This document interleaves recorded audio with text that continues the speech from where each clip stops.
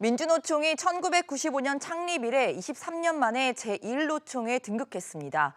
제1노총의 지위가 바뀌면서 노사관계의 판도 변화가 있을 것이란 전망 속에 적지 않은 불협화음도 예고된다는 분석입니다. 박연신 기자와 얘기해보겠습니다. 박 기자. 네. 고용노동부가 다소 민감한 자료를 내놨다고요. 상당히 부담스러워했다는 후문인데요.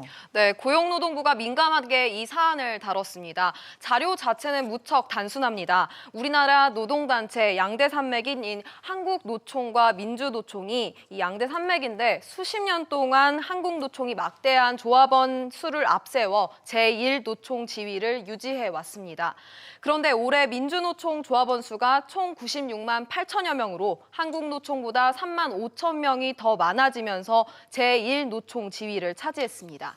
민주노총이 23년 만에 최대 노총으로 등극한 배경 어떤 이유입니까? 네, 문재인 정부 출범 이후 이 비정규직 근로자가 정규직으로 전환되면서 대거 이 민주노총에 가입했습니다. 특히 공공부문 조합원 가입이 1등 공신이라고 할 수 있습니다. 네, 제1대 노총 등극이라면 그 의미가 상당히 클 것으로 보여지는데요. 네, 그렇습니다. 앞서 고용노동부 그리고 나아가 정부, 기업이 이 사안에 민감해하는 이유 명쾌합니다. 이 노사정 관계에 상당한 파장을 몰고 올 수 있다는 점 때문입니다. 당장 노사정을 상징하는 경제사회노동위원회, 일명 경사노위 대표성 논란이 일 수 있습니다. 민주노총이 빠진 상태에서 그나마 경사노위가 유지될 수 있었던 것은 이 한국노총이 제1노총으로서 든든한 사회적 대화의 버팀목이 됐기 때문입니다. 그런데 두 노총의 지위가 바뀌면서 제1노총 없는 경사노위가 된 상황입니다.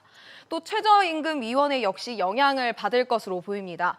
현재 총 27명의 최임위 위원 중 이 근로자위원은 9명인데 이 양대 노총인 민주노총, 한국노총의 추천을 받아 구성돼 있습니다. 기존의 11대 근로자위원의 경우 이 민주노총 측 추천 4명, 한국노총 측 추천 5명으로 구성이 돼 있는데요. 만약 이 민주노총이 차기 12대 근로자위원 선출 시기인 오는 2021년 5월까지 제1노총 지위를 유지한다면 근로자위원은 민주노총과 한국노총 각각 5명, 4명 선출로 바뀌어질 것으로 보입니다.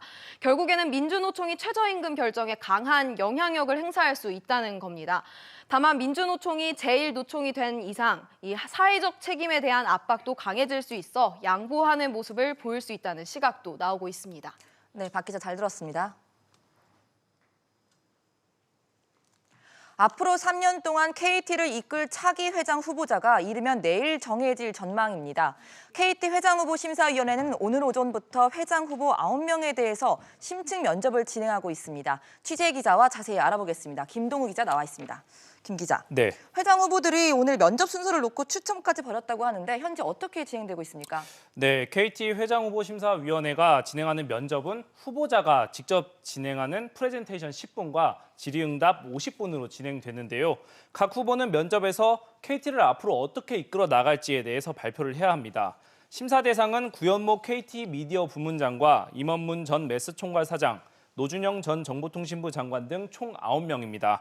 후보당 각 1시간씩 진행되기 때문에 현재 시간은 순서상 한 7번째 후보자의 면접이 진행되고 있을 것으로 보이는데요. 오늘 저녁 8시쯤에는 면접이 모두 마무리될 것으로 보입니다. KT 심사위원회는 오늘 면접 이후에 최종 후보를 최대 3명까지 압축할 예정입니다. 네, 아무래도 이번 KT 회장 선임 과정에서 가장 높은 관심을 받는 거는 결국 사상 첫 KT 출신 회장이 나오겠냐 이거겠죠? 네, 맞습니다. 지금까지 KT는 회장 선임 과정에서 낙하산 인사 논란이 끊이지 않았는데요. 이번에는 KT 지배구조위원회가 차기 회장의 자격으로 수차례 전문성을 강조했습니다. 그리고 또 선발된 후보자 대부분이 전현직 KT맨들입니다. KT 출신이 아닌 사람은 딱 한 명, 바로 노준영 전 정보통신부 장관인데요. 정보통신부 장관 이력이 있기 때문에 전문성은 뒤처지지 않는다는 평가를 받고 있습니다. 따라서 전문성보다는 미래 KT를 어떻게 이끌어 나갈 것인지 매력적인 비전을 제시하는 후보자가 회장 후보로 선출될 예정입니다. KT 심사위원회가 마지막까지 치열하게 고민할 것으로 보입니다. 네, 최종 후보를 선정하고 나면 그다음 일정은 어떻게 되죠? 네, KT 심사위원회는 면접 결과를 이르면 내일 발표하고 이사회를 열어서 최종 후보 1인을 결정할 예정입니다. 다만 위원들의 의견이 크게 어긋나지 않는 경우에는 면접 결과에 따라서 오늘 바로 최종 후보 1인을 선정할 가능성도 있습니다. 황창규 회장도 지난 2013년이죠. 처음 선임될 때 면접이 끝난 당일 바로 저녁에 바로 내정자 발표가 이루어졌거든요. 이렇게 될 경우에는 심사위원회랑 이사회 구성 인원이 크게 다르지가 않습니다. 따라서 최종 후보가 그대로 주주총회에 올라갈 가능성이 있습니다. 최종 후보자는 내년 3월 주총에서 선발되고요. 앞으로 3년간 KT를 이끌게 됩니다. 네, 김도훈 기자 잘 들었습니다. 아시아나항공 매각 협상의 막판 쟁점이었던 손해배상 한도가 9.9%로 최종 합의됐습니다. 이에 따라 주식 매매 계약 체결 시점도 조만간 이뤄질 것으로 예상되는데요. 산업부 장가희 기자와 자세히 짚어보겠습니다. 장 기자, 우발 채무 손해배상 한도를 놓고 그간 매각이 좀 지연됐었는데 마침내 합의가 이뤄졌군요. 맞습니다. 금호그룹과 현산 컨소시엄은 이 아시아나항공 우발 채무에 대한 손해배상 한도 비율을 9.9%, 그러니까 317억 원으로 최종 합의했습니다. 앞서 현산 컨소시엄은 일반 손해배상 한도 5%, 그리고 특별 손해배상 한도 10%를 각각 계약서상에 명시할 것을 요구해 왔는데요. 공정거래위원회가 아시아나항공이 기내식 사업과 관련해 계열사를 부당 지원한 혐의를 확인하고 제재를 추진하고 있는 상황이고, 여기에 박삼구 전 금호아시아나그룹 회장이 금호산업을 재인수할 때 아시아나항공이 보유한 금호터미널을 지주사로 싸게 넘겼다는 의혹 등을 손해배상 한도에 넣어야 한다, 이렇게 주장해 왔습니다.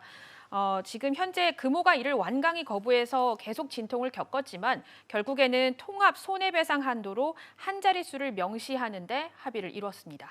어찌됐든 가장 예민한 사안들이 조율된 만큼 주식 매매 계약 체결 시점이 앞당겨질 것이다, 이런 전망이 나오잖아요. 맞습니다. 우선 협상 초반 구주 가격 그리고 경영권 프리미엄을 놓고도 이견이 많았는데요. 현대산업개발 컨소시엄의 요구대로 3,200억 원대로 정리했습니다. 양측이 난항을 겪던 세부 사항 조율을 마친 만큼 매각 작업도 속도를 낼 것으로 전망이 됐는데요. 다만 오늘 오후까지 별다른 움직임이 없는 만큼 오늘 주식 매매 계약이 이루어질 가능성은 낮은 것으로 관측되고 있습니다. 현재로서는 2차 데드라인으로 예상됐던 내일 주식 매매 계약이 체결될 것으로 보이고요. 늦어도 연내에는 타결될 것으로 보입니다. 네, 그럼 앞으로 남은 절차, 그리고 만약에 인수가 확정이 돼서 계약까지 간다면 우리 산업에 어떤 영향을 미칠까요? 네, 금호 측은 내일 이사회를 소집해서 아시아나항공 주식 매각을 결정할 것으로 보이는데요. 현대산업개발 컨소시엄은 연내 주식 매매 계약 체결을 마무리한 뒤에 내년 1월 아시아나항공의 임시 주주총회를 열고 이사진을 교체한 뒤 유상증자에 나설 예정입니다. 유상증자를 통해서 확보한 2조 원가량의 실타는 아시아나항공 재무구조 개선 등 기업 정상화 자금으로 사용될 것으로 보이고요. 이번 계약으로 범현대가와 시너지도 가능할 전망인데요. 전문가의 말을 들어보시겠습니다. 유통이라든가 레저라든가 관광, 여행, 금융 이런 것들이 전부 그 항공운송하고 아주 밀접한 관계가 있거든요. 현산의 입장에서는 그 연관 산업을 이미 상당 부분 가지고 있고, 특히 현대가라고 하는 기업 고객을 이미 확보하고 들어가는 셈이니까. 네, 전문가의 말처럼 HDC가 보유 중인 항만, 리조트, 쇼핑몰뿐만 아니라 이 범현대그룹이죠. 현대차 그리고 현대카드와 함께 영업 극대화 효과를 낼 것으로 기대되고 있습니다. 네, 장 기자 잘 들었습니다.